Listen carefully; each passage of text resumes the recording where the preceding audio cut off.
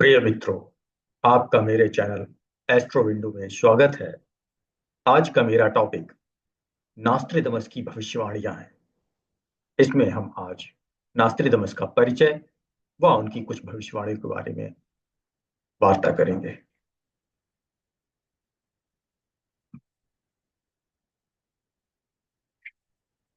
यह उनका original name था, मिशेल डे नॉस्ट्रेडम।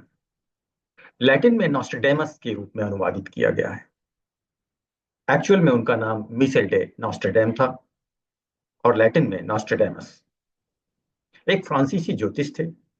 ये औषधि भी बेचते थे, चिकित्सक थे और प्रतिष्ठित दृष्टा थे। दृष्टा मतलब एस्ट्रोलॉजर, जो अपनी पुस्तक लेस प्रॉपर्टीज, जो कि 1555 में प्रकाशित हुई थी, के लिए सबसे ज्यादा जाने जाते, जो भविष्य की घटनाओं की भविष्यवाणी करने वाले 942 काव्यात्मक छंदों का संग्रह है।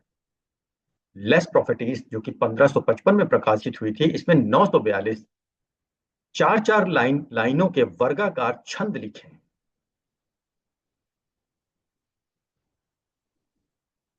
ये आप देख सकते हैं उनकी पिक।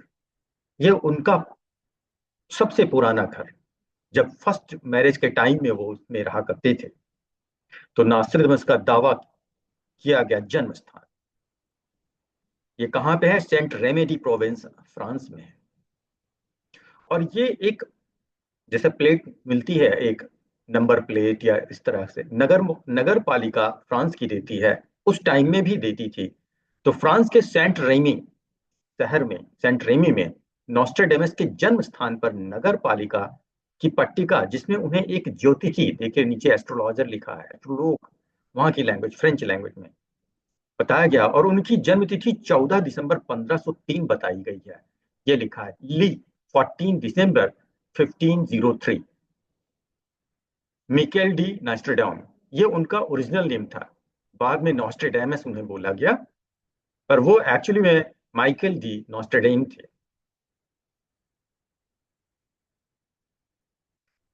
नॉस्ट्रेडेमस के पिता का परिवार मूल रूप से यहूदी था, लेकिन नॉस्ट्रेडेमस के जन्म से एक पीढ़ी पहले कैथोलिक ईसाई धर्म में परिवर्तित हो गया।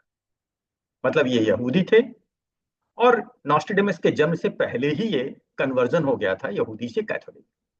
उन्होंने एवेग्निन विश्वविद्यालय में अध्ययन किया, लेकिन एक साल से कुछ अधिक समय बाद ही उन्हें विश्वविद्यालय छोड़ने के लिए मजबूर होना पड़ा। जब प्लेग के प्रकोप के कारण विश्वविद्यालय बंद हो गया, तो उन्हें विश्वविद्यालय छोड़ना पड़ा। उस समय प्लेग बहुत ज्यादा हुआ करता था। उन्होंने डॉक्टरेट की उपाधि प्राप्त करने की उम्मीद में मॉन्टपेलियर विश्वविद्यालय में प्रवेश लिया। कई सालों बाद, 6-7 साल के बाद, उन्होंने फिर से प्रवेश लिया मॉन्टपेलियर विश्वविद्यालय में डॉक्टरेट के लिए। प्रवेश लेने से पहले कई वर्षों तक वो एक औषध विक्रेता के रूप में काम करते, लेकिन एक औषध विक्रेता को विश्वविद्यालय के कानून के अनुसार निषिद्ध किया जाता है, क्योंकि आप एक व्यवसाय कर रहे हैं, औषधि बेचने का कार्य कर रहे हैं। तो उस समय के जो नियम थे विश्वविद्यालय के, उसमें ये वर्जित था। क्योंकि वो एक औषधि विक्रेता थे, इस रूप में उनके काम का पता चलने के बाद उन्हें विश्वविद्यालय से निष्कासित कर दिया। तो दूसरे विश्वविद्यालय से भी निकलना, पहले में तो मजबूरी ये थी कि प्लेग फैला था, दूसरे में क्योंकि विश्वविद्यालय के नियम थे कि अगर आप मेडिसिन का व्यापार करते हैं तो आप वहां पढ़ नहीं सकते, इस कारण से निष्कासित कर दिया। कुल मिला के उनकी पढ़ाई कई बार ब्रेक हुई। अब उन्होंने पहली शादी 1531 में की, लेकिन उनकी पत्नी और दो बच्चों की मृत्यु 1534 में एक और प्लेग प्रकोप के दौरान हो गई। देखिए फिर से प्लेग आ गया। पहला यूनिवर्सिटी उनका छूटा प्लेग के कारण, और दूसरा ये कि उनका बहुत ही बड़ी दुर्घटना हुई कि पत्नी और दो बच्चों की मृत्यु प्लेग से हो गई। जिसके बाद उन्होंने एनी पॉन्सार्डे नामक एक अमीर विधवा से विवाह किया। कई वर्षों के बाद उन्होंने किया। इस बीच में वो प्लेग के लिए लड़ते भी रहे, क्योंकि वो चिकित्सक थे, बिना डिग्री के चिकित्सक थे। उसमें उनके पास कोई डिग्री नहीं थी। तो उसके बाद उन्होंने एनी पॉन्सार्डे नामक के अमीर विधवा से विवाह किया, जिनसे कि उनके 6 बच्चे। शादी करने से पहले अन्य डॉक्टरों के साथ प्लेग के खिलाफ वो काम करते रहे, और शादी के बाद भी उन्होंने कई वर्षों तक किया। उन्होंने 1550 1550 के लिए एक पंचांग लिखा, 1555 में तो उन्होंने बुक प्रकाशित की थी, लेकिन उससे भी 5 साल पहले एक पंचांग उन्होंने बनाया था और यहीं से उनकी प्रसिद्धि हुई थी। तो उन्होंने 1550 के लिए एक पंचांग लिखा था और इसकी सफलता के परिणाम स्वरूप भविष्य के वर्षों के लिए उन्हें लिखना जारी रखा, क्योंकि उन्होंने विभिन्न धनी संरक्षकों के लिए एक ज्योतिष के रूप में काम करना शुरू कर दिया था। ये इनका अल्मेनेक या पंचांग इतना प्रसिद्ध हुआ था कि बहुत सारे विभिन्न धनी घराने उनसे परमानेंट अपने बारे में, अपने परिवार के बारे में राय लिया गया। तो इसलिए वो संरक्षक की एक उपाधि उनको मिल गई और उन्होंने ज्योतिष के रूप में काम करना शुरू कर दिया। कैथरीन डे मेडिसी उनके सबसे प्रमुख समर्थकों में से एक बन गई। 1555 में प्रकाशित उनकी लेस प्रॉपर्टीज किताब ऐतिहासिक और साहित्यिक मिसाल पर काफी हद तक निर्भर थी और शुरू में इसे मिली जुली प्रतिक्रिया मिली। मतलब कुछ लोग तारीफ करते थे, कुछ लोग बुराई भी करते थे। अपने जीवन के अंत में उन्हें गंभीर रोग हुआ था, उसका नाम गठिया, जॉइंट्स पेन जो होता है, का सामना करना पड़ा था। इसे जब ये सेवियर होता है तो इसे गाउट भी कहते हैं। डिपोजिशन होने लगता है कैल्शियम कार्बोनेट का जॉइंट्स पे, जो अंततः एडिमा में विकसित हो गया और रगड़ के कारण वहां पे पानी का जमाव होने लगता है और उसको हम एडिमा कहते हैं, accumulation of fluid on the joint. तो एडिमा में विकसित हो गया। 1 या 2 जुलाई को 1566 को उनकी मृत्यु हो गई। तो गॉट या गठिया के कारण उनकी मृत्यु का कारण बनी। उम्र तो ज्यादा नहीं थी, 63 वर्ष की आयु में उनकी मृत्यु हो गई। उन्होंने लगभग 1547 में भविष्यवाणियां करना शुरू कर दिया था और 1555 में उनकी प्रकाशित हुई। तो 1547 में जब भविष्यवाणी करना शुरू किया और उन्होंने अपनी भविष्यवाणियों को सेंचुरीज लेस प्रोफेटीज जिसे फ्रेंच में कहते हैं, जो कि 1555 में प्रकाशित हुई थी, इस पुस्तक में प्रकाशित उन्होंने अपनी भविष्यवाणियां चतुर्भुज में लिखी थी, 4 लाइन, और 4 लाइन की चौड़ाई के बराबर ही उसकी लंबाई थी, तो चतुर्भुज जैसी दिखती थी। तुकांत छंद की 4 पंक्तियों के जैसे दिखने में लगती थी। चतुर्भुज को सैकड़ों में समूहीकृत किया गया। तो ये जो 4 लाइन की पंक्तियां लिखते थे, ये 100 लिखने के बाद उसका एक ग्रुप बना दिया था। तो सैकड़ों में समूहित कर किया। 100 चतुर्भुजों के प्रत्येक समूह को एक शताब्दी कहा जाता था। नास्ट्रेडमस ने अपने जीवन काल में तब प्रसिद्धि प्राप्त की जब उनकी कुछ भविष्यवाणियां सच होती दिखाई। उनकी बहुत मांग थी और उन्हें कैथरीन डे मेडिसी के दरबार में भी आमंत्रित किया गया, जो उस समय फ्रांस के राजा हेनरी द्वितीय की रानी थी।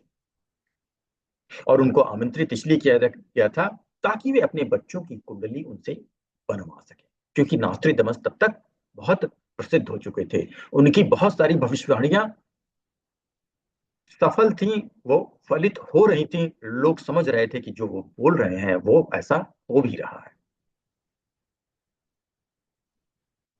आप यहाँ देख सकते हैं इन फोटोज में, उनकी जो ओरिजिनल बुक थी वो कुछ ऐसे देखने में लगती थी, Les Propheties, de M Michael Nostradamus. Michael de Nostradamus उनका पूरा नाम था, तो उसको डी एम माइकल नॉस्ट्रेडेम लिखा गया था। Properties main head, less properties जिसे बोलते हैं। तो नॉस्ट्रेडेमस के लेस प्रॉपर्टीज के मूल 1555 एलबी संस्करण के शीर्षक पर स्थित ये फोटो है। ये भी एक प्रोफेसीज की बुक है, माइकल नॉस्ट्रेडेमस पे बेस्ड। बाद में लोगों ने जो लिखी थी, गेरेंसियरेस की 1672 की भविष्यवाणियों के एक अंग्रेजी अनुवाद की ये प्रति है। तो नॉस्ट्रेडमस के ऊपर बाद में बहुत सारे लोगों ने लिखा जो उनके फॉलोअर्स थे। ये नॉस्ट्रेडमस की स्टैचू लगा है सैलून दी प्रोविंस में। नॉस्ट्रेडमस की मूर्ति है। सैलून दी प्रोविंस वो सिटी है जहां वो सेकंड मैरिज के बाद बस गए थे। अब उनकी कुछ भविष्यवाणियां थी जो कि काफी सच हुई, जिससे वो काफी फेमस हुए। जैसे लंदन की भीषण के बारे में उन्होंने बताया था, नेपोलियन बोनापार्टा के उदय के बारे में बताया था, उन्होंने एडोल्फ हिटलर का भी उदय बताया था। बहुत साल पहले ही उन्होंने बता दिया था। हिरोशिमा और नागासाकी पर परमाणु बम विस्फोट के बारे में भी उन्होंने बताया था। 9/11 जैसे सितंबर का अमेरिकी हमला, अमेरिका पे जो हमला हुआ था, वो भी उन्होंने प्रोडिक्ट किया था। तो नास्ट्राडामस के समर्थकों ने पूर्व व्यापक रूप से दावा किया है कि उन्होंने प्रमुख विश्व घटनाओं की भविष्यवाणी की थी, जिनमें लंदन की भीषण आग, फ्रांसीसी क्रांति, नेपोलियन बोनापार्टा और एडोल्फ हिटलर का उदय, हिरोशिमा और नागासाकी पर परमाणु बम विस्फोट और 11 सितंबर के हमले शामिल हैं। अब आइए जानते हैं नास्ट्राडामस द्वारा भारत के संबंध में की गई 10 भविष्यवाणी। यहाँ पे अभी हम कुछ ही दे रहे हैं। 10 भविष्यवाणियों से कुछ जो हो चुकी हैं और कुछ जो घटित। पहली भविष्यवाणी जो है इस सिलसिले में, भारत के सिलसिले में, जो नास्ट्राडामस ने दी थी, वो है इंदिरा जी की मृत्यु का भविष्य कथन। पहले हम लिखेंगे, बताएंगे आपको उन्होंने अपनी लैंग्वेज में कैसे लिखा था। वो इशारों में लिखते थे, समय नहीं मेंशन करते थे। तो निष्कासित स्त्री फिर सत्तारूढ़ होगी, उसके बैरी उसके विरुद्ध षड्यंत्र करेंगे। 3 वर्षों के अपने यादगार कार्यकाल के बाद 70 की आयु के लगभग उसकी मृत्यु हो। सन 1977 के आम चुनाव में, अब देखिए, अब जो घटना हुई उसको आप हम बता रहे हैं। उन्होंने जो बोला था वो तो एक इंफॉर्मेशन थी, और जो कि पूरी तरह से टाइम, उसमें टाइम नहीं मेंशन किया था, और ना ही नाम मेंशन किया था, ना ही जगह। वो सिर्फ एक इशारा होती थी। अब उस घटना को आप इससे समझ सकते हैं। सन 1977 के आम चुनाव में इंदिरा जी के पराजय हुई थी। लिखा है ना, निष्कासित स्त्री फिर सत्तारूढ़ होगी, उसके बैरी उसके विरुद्ध षड्यंत्र करेंगे। तभी तो उनका असैसिनेशन हुआ, षड्यंत्र के कारण। तो जब वो पराजय हुई थी और जनता पार्टी की सरकार बनी थी, किंतु 1980 में वे वापस सत्ता में आई, 3 वर्षों के अपने यादगार कार्यकाल के बाद, और प्रधानमंत्री बनी जब उनकी हत्या कर दी गई। और उसके बाद उनकी हत्या हो, उस समय उनकी आयु 67 वर्ष की थी। और ये बाद की लाइन है, 70 की आयु के लगभग उनकी मृत्यु हो। तो ये एकदम मैच कर रहा है कि निष्कासित की गई, मतलब पहले वो हार गई 70 के चुनाव में, दूसरी सत्ता आ गई, फिर 80 में फिर से वापस सत्ता में सत्तारूढ़ हो गई। उसके बाद बैरियों ने षड्यंत्र करके उनका असैसिनेशन किया, मार दिया उन्हें। इस दरमियान में जो सत्ता में आने के बाद उन्होंने 3 वर्ष शासन किया, वो यादगार बन गया।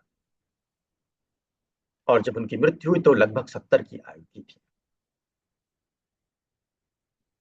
दूसरी जो उनका प्रेडिक्शन भारत के विषय में था, वो था राजीव गांधी की मृत्यु का संकेत।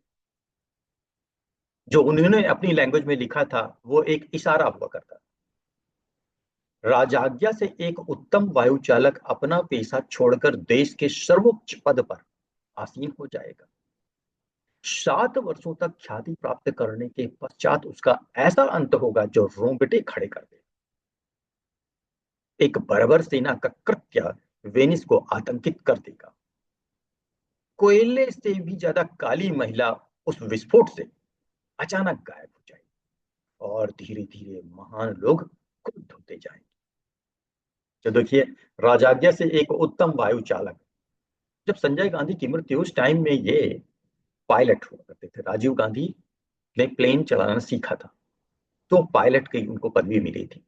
तो राज पर संजय गांधी की मृत्यु के बाद राजाज्ञा, अर्थात अपनी माँ की आज्ञा, क्योंकि वो उसमें प्रधानमंत्री थी, उनकी आज्ञा से उन्होंने अपना वो पेशा छोड़ के राजनीति में आ गए। अपनी माँ की मृत्यु के बाद, इंदिरा गांधी की मृत्यु के बाद 7 वर्षों तक उन्होंने शासन किया, ख्याति प्राप्त।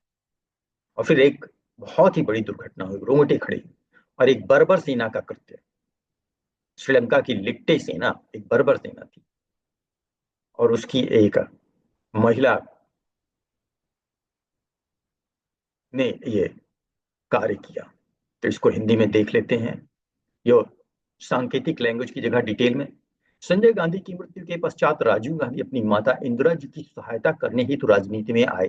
सन 1984 में इंदिरा जी की हत्या के पश्चात वे कांग्रेस के नेता बने और प्रचंड बहुमत से जीतकर प्रधानमंत्री बने।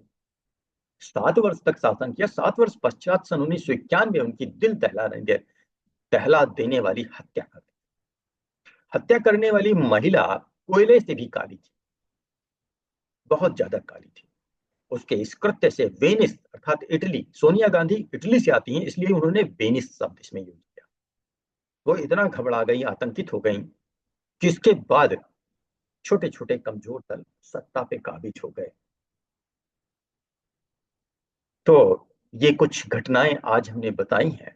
मित्रों, पसंद आया हो तो लाइक करें, सब्सक्राइब करेंगे। ये सीरीज आगे भी कंटिन्यू रहेगी और इसमें उन्होंने जितने और प्रोडिक्शन किए हैं वो भी हम सब बताएंगे। तो ये अभी फर्स्ट पार्ट है, अभी आगे कई सारे पार्ट आएंगे। तो मेरे चैनल पे आप ये देखते रहिए। धन्यवाद।